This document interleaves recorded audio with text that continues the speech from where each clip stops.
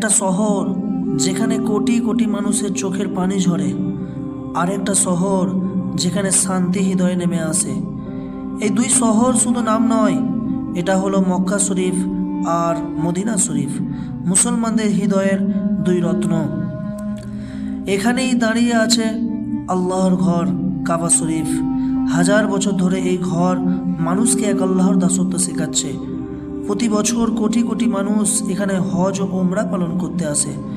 মানুষ কাঁদে, দোয়া করে আর আল্লাহর কাছে ক্ষমা চায়।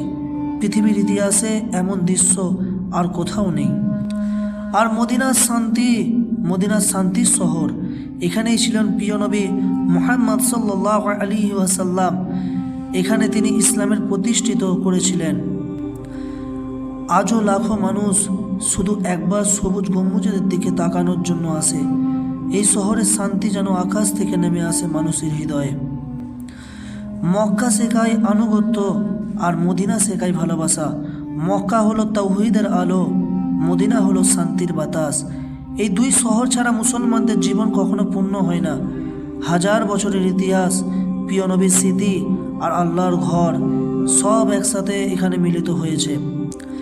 তাহলে কেন মক্কা আর মদিনা এত মহান? কারণ এখানে আছে আল্লাহর ঘর এবং রসুল পাক সাল্লাল্লাহু আলাইহি ওয়াসাল্লামের চোখের পানি। মক্কা ও মদিনা দুই শহর, দুটি হৃদয়, কিন্তু এক আল্লাহর পথে একাকত্ববদ্ধ উম্মাত।